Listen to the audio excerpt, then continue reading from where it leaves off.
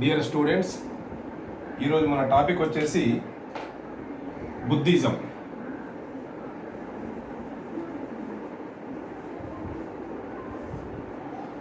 మనం చూసాం గత క్లాసులో బీసీ 6వ శతాబ్దంలో మలివేద కాలపు చివరి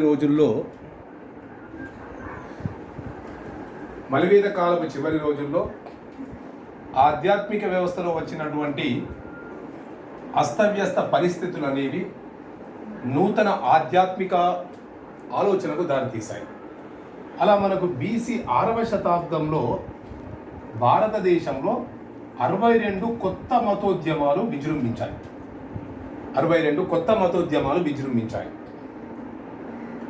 ఎందుకంటే ఆనాడు మలివేద కాలంలో ధార్మిక రంగంలో అనేక రకాలైనటువంటి పెడధోరణులు ప్రబలినాయి.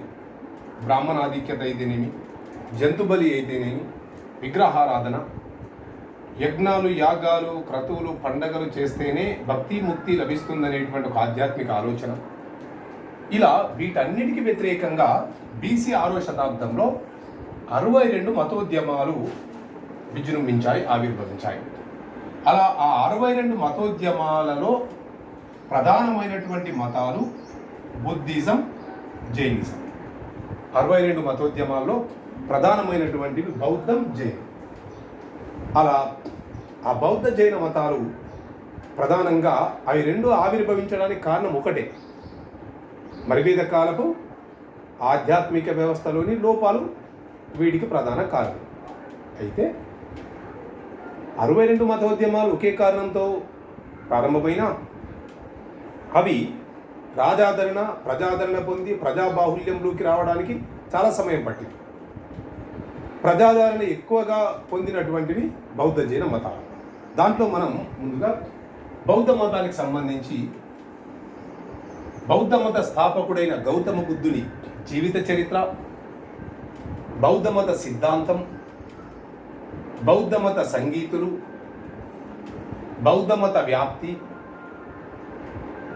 బౌద్ధ మతానికి రాజాదరణ, బౌద్ధ మత వాస్తు ఏమిటి, బౌద్ధ సాహిత్యం ఏమిటి, చివరికి బౌద్ధ మతం భారతదేశంలో అంతరించడానికి గల కారణాలు ఏమిటో చూద్దాం. ముందుగా బౌద్ధ మత స్థాపకుడు గౌతమ బుద్ధ. బుద్ధుడి బాల్యపు నామం సిద్ధార్థుడు. బుద్ధుడు 563 బీసీలో నేటి నేపాల్లోని లుంబిని వనములో 563 బీసీలో నేటి నేపాల్లోని లుంబిని వనములో కపిలవస్తు రాజ్య పాలకుడైన శుద్ధోదనుడు మాయాదేవి దంపతులకు పౌర్ణమి దినమున జన్మించాడు బుద్ధ. క్రీస్తుపూర్వం 563లో నేటి నేపాల్లోని లుంబిని వనములో కపిలవస్తు రాజ్య పాలకుడైన శుద్ధోదనుడు మాయాదేవి దంపతులకు పౌర్ణమి దినమున జన్మించాడు బుద్ధ. దురదృష్టవశత్తు బుద్ధుడు జన్మించిన వారం రోజులకే తల్లి మాయాదేవి మృత్యువాత పడింది. దాంతో బుద్ధుని యొక్క పాలన పెంపకం కోసమై శుద్ధోదనుడు బాలబుద్ధుడిని అతని పిన తల్లి గౌతమి సంరక్షణలో పెంచడం జరిగింది. అందుకే బుద్ధునికి వచ్చిన పేరు గౌతమ బుద్ధుడు అని. సో అట్లా బుద్ధుడు గౌతమి సంరక్షణలో పెరిగాడు కాబట్టి గౌతముడు అయ్యాడు. అలా యవ్వన ప్రాయానికి వచ్చేశాడు బుద్ధ. ఒకరోజు బుద్ధుడు కపిలవస్తు నగర అంతఃపుర వీధులలో పర్యటించడానికై బయలుదేరడం జరిగింది. బుద్ధుడు ఆ రోజు వరకు కపిలవస్తు నగర పర్యటన చేసేదాకా ఆ రోజు వరకు బుద్ధుడు బయటకు రాలే. అలా కపిలవస్తు నగర పురవీధులలో పర్యటిస్తున్న బుద్ధునికి కొన్ని దృశ్యాలు కంటపడ్డాయి. ప్రధానంగా 4 దృశ్యాలు. అవి ఒక రోగి, ఒక శవము, ఒక బిచ్చగాడు, ఒక ముదుసలి. An old man, a sick man, a royal beggar man, a dead body. ఇలా 4 దృశ్యాలు కంటపడ్డాయి బుద్ధునికి. ఎప్పుడైతే ఈ 4 దృశ్యాలను చూశాడో బుద్ధ, రోగి, శవం, బిచ్చగాడు, ముదుసలి, a sick man, a dead body, a royal beggar man, a old man. So ఈ 4 దృశ్యాలు చూసి వచ్చిన బుద్ధుడు తదేకంగా ఆలోచిస్తూ పోయాడు ఆ 4 దృశ్యాల గురించి, వాటి పరిష్కారం గురించి. అసలు మనుషులకు రోగాలు ఎందుకు వస్తాయి, మనిషి ఎందుకు మరణిస్తాడు, మనుషులలో బిచ్చగాలనేటువంటి యాచక వృత్తికి సంబంధించిన వ్యక్తులు ఎందుకు ఉంటున్నారు, అలాగే మనుషులు ఎందుకు ముసలి వాళ్ళు అవుతారు. సో ఈ 4 దృశ్యాల గురించి తదేకంగా ఆలోచిస్తున్నాడు బుద్ధ. ఇదంతా గమనించాడు తండ్రి శుద్ధోదన. ఒకవేళ నా తరువాత నా కుమారుడు ఈ రకంగా సమాజం తాత్విక చింతన గురించి ఆలోచిస్తూ పోతే సంఘ సంస్కృత ప్రవక్త అవుతాడే తప్ప నా తరువాత కపిలవస్తు రాజ్య పాలన చేయలేనని భావించిన బుద్ధ తండ్రి శుద్ధోదన కపిలవస్తు నగర అంతఃపుర వీధులన్నీ మరీ గాలించి అత్యంత అందమైన అమ్మాయి యశోధరని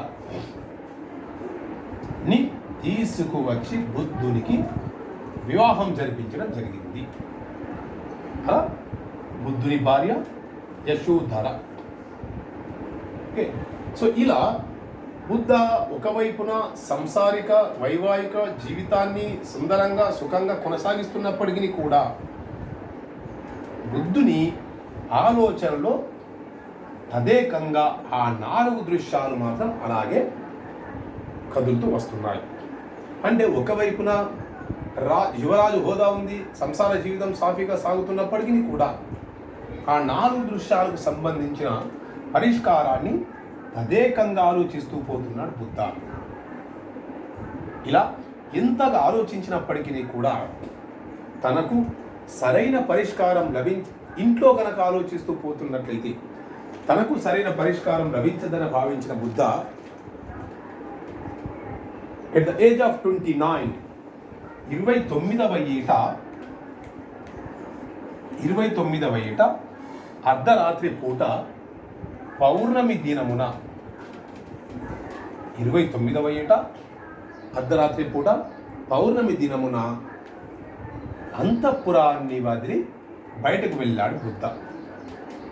దీనినే బౌద్ధ మత చరిత్రలో మహాభినిష్క్రమణం అంటారు.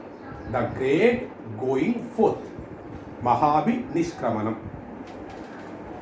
బుద్ధుడు భవబంధాలను వదులుకొని 29వ ఏట రాత్రిపూట పౌర్ణమి నాడు అంతఃపురాన్ని వదిలి వెళ్ళినటువంటి సంఘటనని బౌద్ధ మత చరిత్రలో మహాభినిష్క్రమణం, ద గ్రేట్ గోయింగ్ ఫోర్త్ అంటారు. అలా బయటకు వెళ్ళినటువంటి బుద్ధ తనకిష్టమైనటువంటి గుర్రం కంటక, బుద్ధునికి ఇష్టమైన గుర్రం కంటక, బుద్ధుని రథసారథి చెన్నుడు. సో అట్లా బుద్ధుడు తన ఇష్టమైన రథసారథి చెన్నుడు రథము నడుపుతుండగా తన ఇష్టమైన గుర్రం కంటకతో రథం సిద్ధం చేయగా ఆ కంటక గుర్రం పైన చెన్నుడు రథం నడుపుతుండగా మొత్తానికి అంతఃపురాన్ని వదిలి బయటకు వెళ్ళి తాను ఏవైతే ఆ 4 దృశ్యాలు చూశాడో వాటి పరిష్కారం కోసం వెళ్ళాడు బుద్ధ. అలా బయటకు వెళ్ళినటువంటి బుద్ధునికి మొదట గురువులుగా వ్యవహరించినది అల్లర్రా కల్లమ్మ, బుద్ధుని యొక్క మొదటి గురువు. రెండవ గురువు ఉద్రుక రామపుత్ర.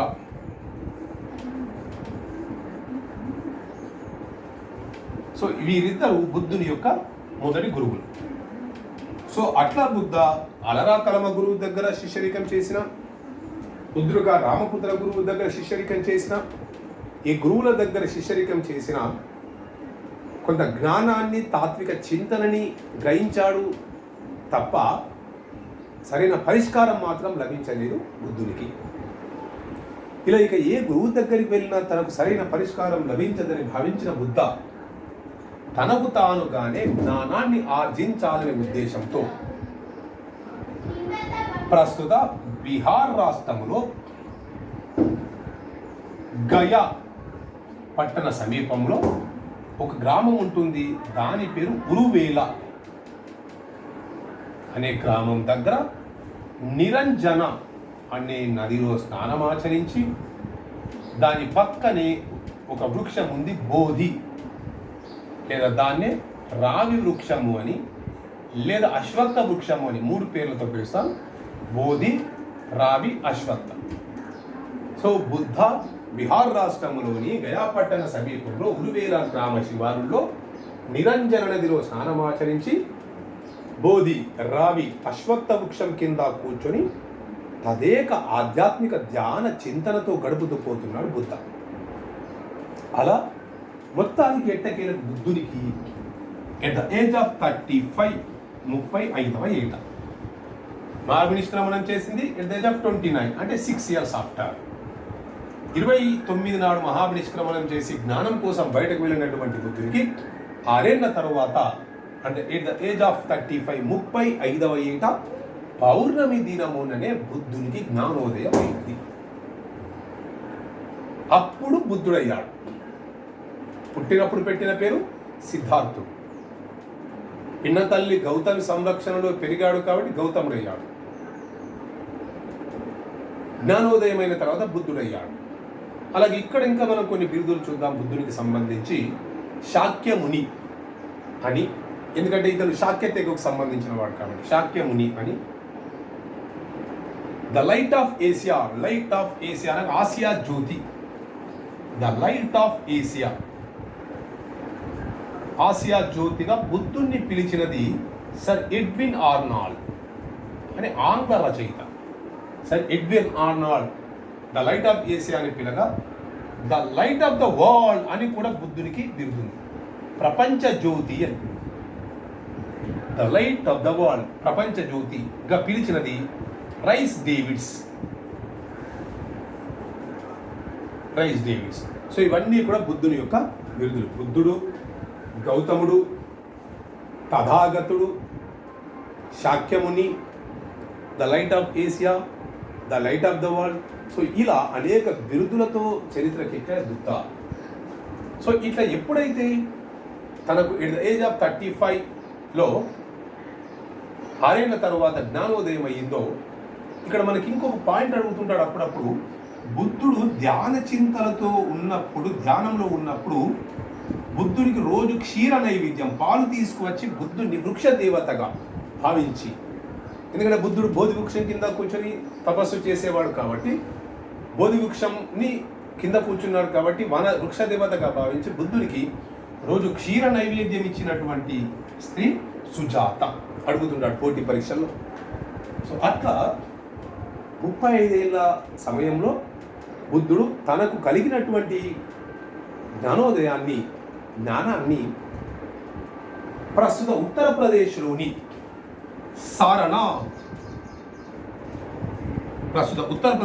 సారనాథ్లో ఒక జింకల వనం, ఇంగ్లీష్లో దాన్ని డీర్ పార్క్ అంటాం. జింకల వనం, డీర్ పార్క్ అంటాం. అదే మన కొన్ని పుస్తకాల్లో మృగదా వనం అని కూడా రాస్తుంటారు. అట్లా బుద్ధ జ్ఞానోదయము ద్వారా తనకు కలిగినటువంటి ధ్యాన చింతనని, ఆధ్యాత్మిక జ్ఞాన బోధనని ప్రస్తుత ఉత్తరప్రదేశ్లోని ఒక జింకల వనం, డీర్ పార్క్, మృగదా వనంలో తన ప్రియమైన 5 బ్రాహ్మణ శిష్యులకు ఉపదేశించడం జరిగింది. దీనినే బౌద్ధ మత చరిత్రలో ధర్మచక్ర పరివర్తనం అంటారు. ధర్మచక్ర పరివర్తనం, the first speech of Buddha. ఇది ఒక్కటి మాత్రం పౌర్ణమి నాడు జరగలేదు. బుద్ధుని జీవితంలో 5 సంఘటనలు ప్రధానమైనవి. అందులో 4 పౌర్ణమి నాడే జరిగాయి. ఇది ఒక్కటి పౌర్ణమి నాడు జరగాలి. ఇంకా 5వ సంఘటన ఏంటంటే ముందు చూద్దాం. సో అట్లా బుద్ధ తనకు కలిగినటువంటి ధ్యాన చింతన ఏదైతే ఉందో పరిష్కారాన్ని సారనాథ్లోని జింకల వనంలో తన ప్రియమైన 5 బ్రాహ్మణ శిష్యులకు ఉపదేశించిన తరువాత ఇక ఆ రోజు ఉత్తర భారతదేశం అంతా పర్యటిస్తూ తన యొక్క ధ్యాన ఆధ్యాత్మిక ప్రసంగాలని కొనసాగిస్తూ అనేక ప్రజా సమస్యలకు పరిష్కారాన్ని చూపిస్తూ బుద్ధ తిరుగులేని ఆధ్యాత్మిక నేతగా చలామణి అవుతున్నాడు బుద్ధ. అలా కాశీ, కోసల, ప్రయాగ, వైశాలి ఇలా అనేక ప్రాంతాల్ని పర్యటిస్తూ పోతున్నాడు బుద్ధ. సరిగ్గా బుద్ధునికి సమకాలీనంగా ఆనాడు మగధని పరిపాలిస్తున్నటువంటి రాజు బింబిసార. సో తనకు సమకాలీనంగా మగధని పరిపాలిస్తున్నటువంటి హర్యాంక వంశ రాజైన బింబిసారుడు బుద్ధుడికి ఎదురుగా వెళ్ళి స్వాగతించి ప్రియ శిష్యుడిగా మారడం జరిగింది.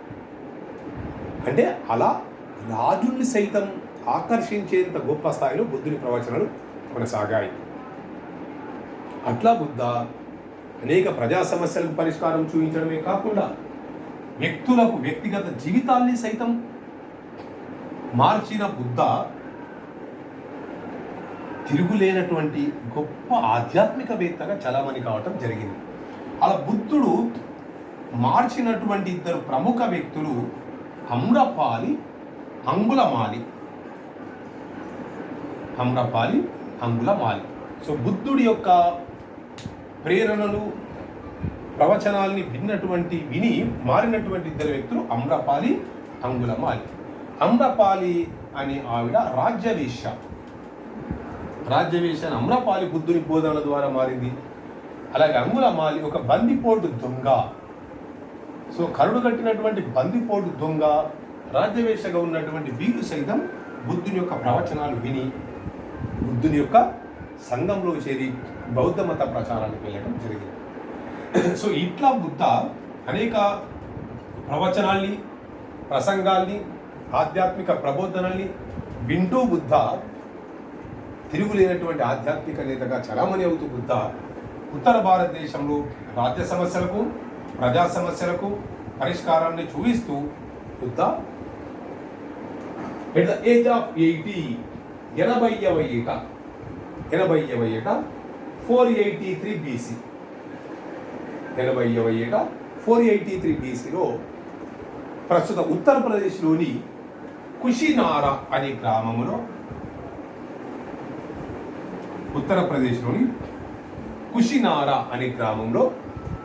అస్వస్థతకు గురై మరణించాడు బుద్ధ పౌర్ణమి దినముననే. చండు అనే వ్యక్తి ఇంట 80వ ఏట 483 BCలో 80వ ఏట పౌర్ణమి దినమున ఉత్తరప్రదేశ్లోని కుషినారా గ్రామంలో అస్వస్థత గురై మరణించాడు బుద్ధ. ఈ సంఘటననే మహాపరినిర్యాణం అంటారు. మహాపరినిర్యాణం ఇది కూడా పౌర్ణమి నాడే జరిగింది. సో ఇక్కడ మనం గమనించాలి, మొత్తం బుద్ధుడి జీవితంలో 5 ముఖ్యమైన సంఘటనలు: పుట్టుక, ధర్మచక్ర పరివర్తనం, జ్ఞానోదయం, మహావినిష్క్రమణం, మహాపరినిర్యాణం.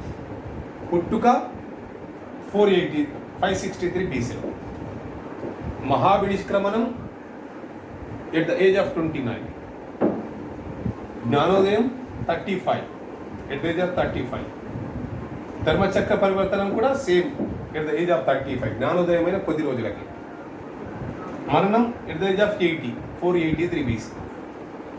సో ఈ 5 బుద్ధుని యొక్క జీవితంలో ప్రధానమైన సంఘటనలు, ఈ 5 ప్రధానమైన సంఘటనల్లో ఒక్క ధర్మచక్ర పరివర్తనం తప్ప మిగతా 4 సంఘటనలన్నీ కూడా పౌర్ణమి నాడే జరిగాయి. అందుకే బౌద్ధ మత చరిత్రలో బుద్ధ పూర్ణిమ అనేటువంటిది చాలా ప్రసిద్ధిగాంచింది. బుద్ధ పూర్ణిమ అంటారు. కాబట్టి బుద్ధుని జీవితంలో ప్రధాన సంఘటనలన్నీ కూడా పౌర్ణమి నాడు జరిగాయి కాబట్టి దానికి ప్రాధాన్యత ఉంటుంది. సో ఇది బౌద్ధ మత స్థాపకుడైన బుద్ధుని జీవిత చరిత్ర.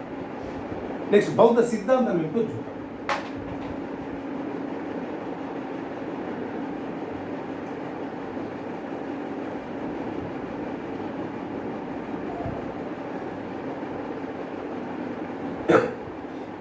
బౌద్ధ మత సిద్ధాంతంలో ముందుగా ఆర్య సూత్రాలు, ఇంగ్లీష్లో వీటిని 4 నోబుల్ ట్రూత్స్ అంటారు. 4 నోబుల్ ట్రూత్స్. సో బుద్ధుడు ఈ ఆర్య సూత్రాల ద్వారా చెప్పదలుచుకుంది ఏమిటంటే, నంబర్ 1, ప్రపంచం దుఃఖమయం. This world is full of sorrow, misery. Desire is the cause for the sorrow. దుఃఖానికి కారణం కోరిక. ఇట్ కెన్ రిమూవ్, దానిని నివారించాలి. ఫాలో అష్టాంగ మార్గాన్ని అలవర్చుకోవాలి. This world is full of sorrow. Desire is the cause for the sorrow. It can be removed. Follow అష్టాంగ మార్గం. ప్రపంచం దుఃఖమయం. దుఃఖానికి కారణం కోరిక. కోరికను నివారించాలి. అష్టాంగ మార్గాన్ని అలవరుచుకోవాలి.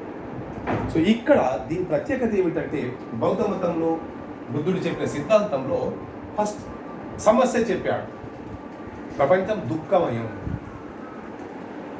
కారణం చెప్పాడు కోరిక. Desire is the cause for the sorrow. దాన్ని ఏం చేయాలో చెప్పాడు. ఇట్ కెన్ బి రిమూవ్, నివారించాలి. దాని సొల్యూషన్ కూడా చెప్పాడు, అష్టాంగ మార్గం. సో అష్టాంగ మార్గాన్ని అలవర్చుకున్నట్లయితే కోరిక నివారణ జరిగి, దుఃఖం పోయి శాంతి వికసించి, ప్రపంచమంతా కూడా దీన్ని కొనసాగించినట్లయితే దుఃఖ ప్రపంచం పోయి శాంతి ప్రపంచ వికాసం జరుగుతుంది అంటాడు బుద్ధ. సో ఇప్పుడు అష్టాంగ మార్గం ఏమిటో చూద్దాం.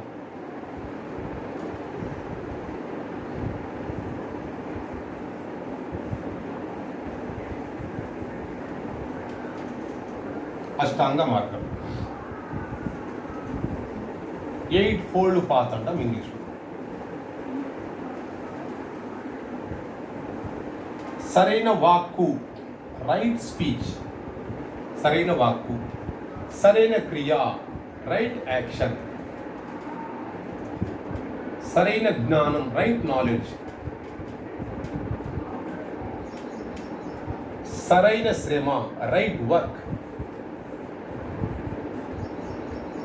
సరైన ఆలోచన, రైట్ థింకింగ్, సరైన నిశ్చయం, రైట్ డిటర్మినేషన్,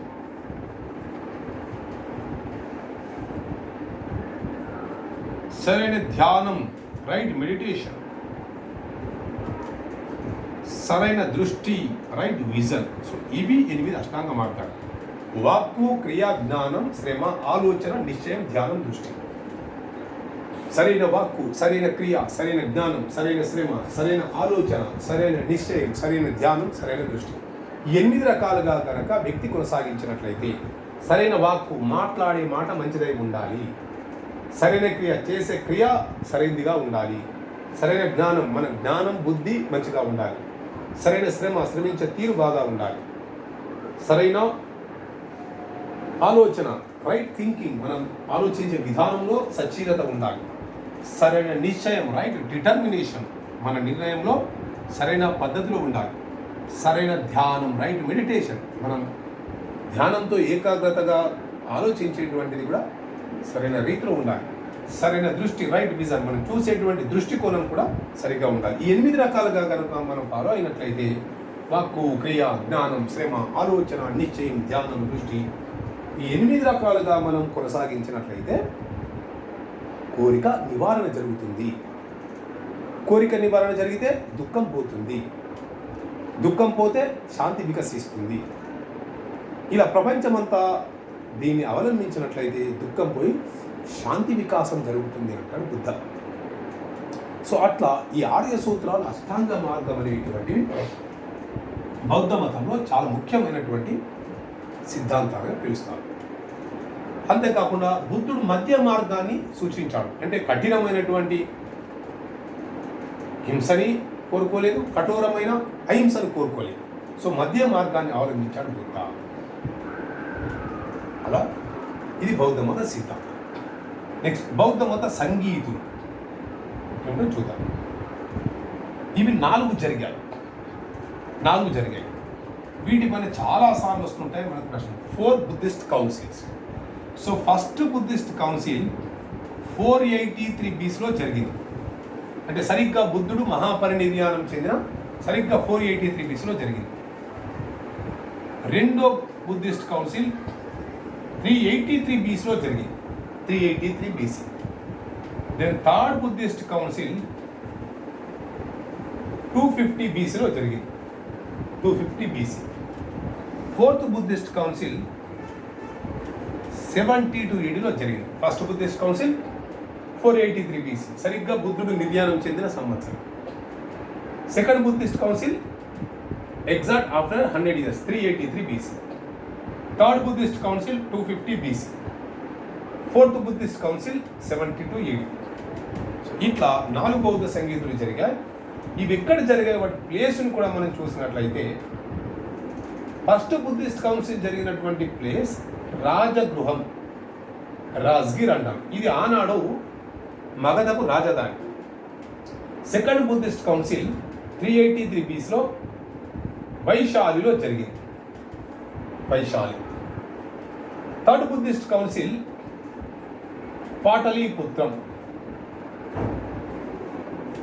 పాటలీపుత్రంలో జరిగింది. ఫోర్త్ బుద్ధిస్ట్ కౌన్సిల్ కుందలవనం, కాశ్మీర్లో జరిగింది. ఇక ఏ బౌద్ధ సంగీతిని ఏ రాజు నిర్వహించాడనేటువంటి చూద్దాం. మొదటి బౌద్ధ సంగీతిని నిర్వహించినది అజాతశత్రు.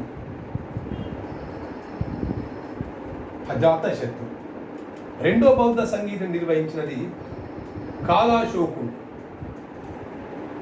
కాలాశోక. మూడో బౌద్ధ సంగీతం నిర్వహించినది అశోక. నాలుగో బౌద్ధ సంగీతం నిర్వహించినది కనిష్క.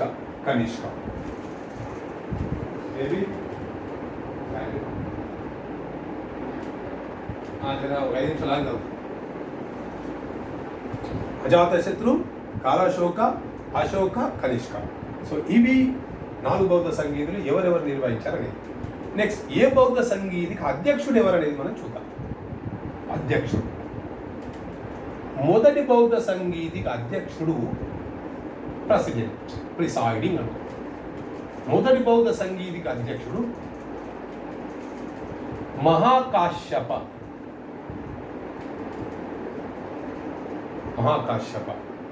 రెండో బౌద్ధ సంగీతికి అధ్యక్షుడు సభాక్షమి అంటారు, సభాకామి. మూడో బౌద్ధ సంగీతికి అధ్యక్షుడు మొగ్గలిపుత్త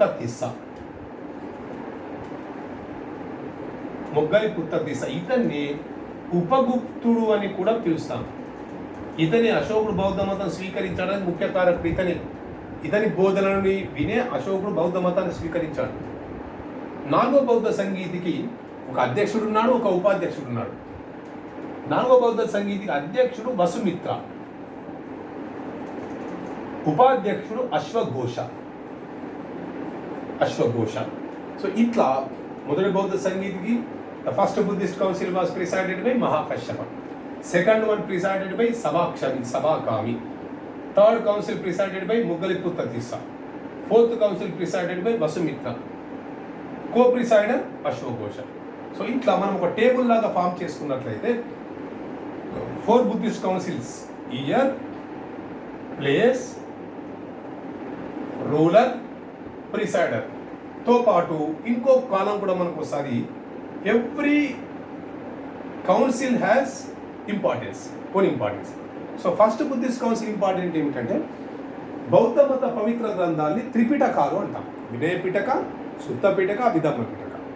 in first Buddhist council Vinaya and Sutta Pitaka were recited. Vinaya Pitaka recited by Upali and Sutta Pitaka recited by ఆనంద. సో ఇక్కడ ఉపాలుడు ఆనందులకు ఒక ప్రత్యేకత ఉంది. ఉపాలుడు అనేవాడు బుద్ధుడి యొక్క వ్యక్తిగత మంగలి. ఆనందుడు అనేవాడు బుద్ధుని వెంట 40 ఏళ్ళు పర్యటించిన ప్రియ శిష్యుడు ఆయన. Then second council importance, the first split has came.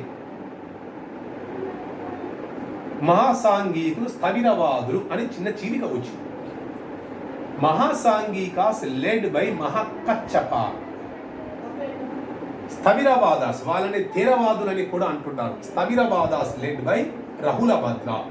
అంటే మహాకాశ్యపుడు అనేవాడు మహాసాంఘికులకు నాయకత్వం వహిస్తే రహులభద్రుడు అనేవాడు తీరవాదులకు, స్థవిరవాదులకు నాయకత్వం వహించాడు. Then third Buddhist council important, Abhidhamma Pitaka was recited by Moggaliputta Tissa was the presiding. Then fourth Buddhist council importance, the major split has came in the Buddhism, that is Hinayana, Mahayana. పెద్ద చీలిక వచ్చింది హీనయానులుగా, మహాయానులుగా. సో హీనయాన మహాయాన రెండు చీలికల్లో కాలక్రమంలో మహాయాన శాఖ అనేటువంటిది చాలా బలపడింది. మహాయాన శాఖ రాజాదరణ పొందింది. నిదానంగా హీనయాన శాఖ అనేది అంతరిస్తూ పోయింది. మరి హీనయాన మహాయానలో కనుక మనం గమనిస్తే ఎందులో బుద్ధుడి యొక్క సిద్ధాంతాలు మనకు స్పష్టంగా కనిపిస్తాయి అంటే హీనయానలోనే ప్రధానంగా ఉంటాయి. మహాయాన వారు బుద్ధుని దేవుడిగా భావించారు, బౌద్ధాన్ని మతంగా భావించారు. అంతేకాకుండా బుద్ధుని విగ్రహంగా చేశారు. కనిష్కుడి కాలంలో గాంధార శిల్పకళ వచ్చింది. గాంధార శిల్పకళ అనగా mixed sculpture of Indo Greeks. ఆ గాంధార శిల్పకళా శైలిలో చెక్కబడ్డ మొదటి విగ్రహం బుద్ధుడే. సో ఇట్లా ఇవన్నీ కూడా మహాయాన బౌద్ధ మత శాఖ లక్షణాలు. సో అట్లా మహాయాన శాఖ రోజు రోజు బలపడింది, హీనయాన శాఖ నిదానంగా బలహీనపడింది. So this is about Buddhism. So tomorrow will discuss about Jainism. Thank you.